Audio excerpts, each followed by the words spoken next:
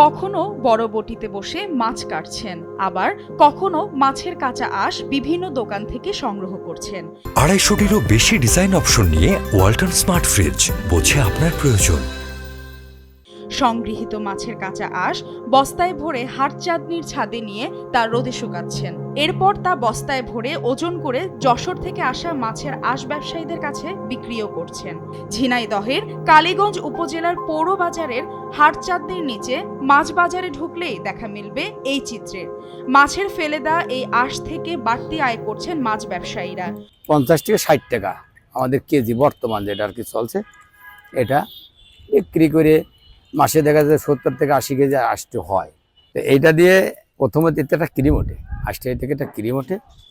এই ক্রিম দিয়ে নাকি মেয়েদের লিপস্টিক প্রসাধনী এটা তৈরি হয়, ক্যাপসুলের খাপ, তারপরে মেয়েদের চুমকি, শাড়িতে দেয় চুমকি তৈরি হয়, আর বাদ বাকি পোলট্রির ফিড হয়। প্রতিদিন চলে এই কর্মযজ্ঞ। এভাবে আয় করে চেষ্টা করছেন স্বাবলম্বী হবার। স্থানীয়রা জানান, মাছ ব্যবসায়ী আশরাফুল ইসলাম 20 বছর ধরে মাছ ব্যবসার সাথে জড়িত। পাশাপাশি 10 টাকা কেজি মূল্যে মাছ কাটা এবং মাছের কাঁচা আঁশ সংগ্রহ করেন। আমি মনে করি যে এটা যদি আরো অনেকে করে সেক্ষেত্রে এটা নতুন কর্মসংস্থান হতে পারে। সবাই এখান থেকে কেটে নিয়ে যায় আশরাফুল স্যারের কাছ থেকে, প্রতিদিন তার একটা বাড়তি একটা ইনকাম। দৈনন্দিন জীবনে মানুষের ফেলে দেওয়া এই আবর্জনাই রোজগারের অংশ হয়েছে আশরাফুলের।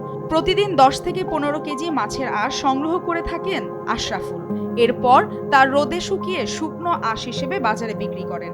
আগে ফেলনা ভেবে মাছের আঁশ ফেলে দিলেও এর ব্যবহার বা বিক্রি হওয়ার কথা জানার পর থেকে রোদে শুকিয়ে সংরক্ষণ করে পরে ব্যবসায়ীদের কাছে আঁশের সাইজ অনুযায়ী 50 থেকে 60 টাকা কেজি দরে বিক্রি করছেন আশরাফুল।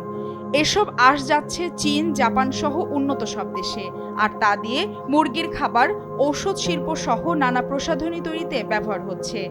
এই ব্যবসা নতুন কর্মসংস্থানের সুযোগ হতে পারে বলে মনে করছেন স্থানীয়রা। খালি মাছ কাটে আর ওই আঁশটে নিয়ে রোদে নিয়ে শুকিয়ে আঁশটে বিক্রি করে।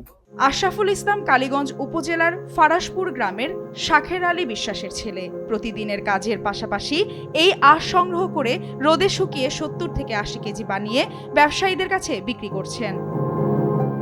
এসিটিভি ডিজিটাল।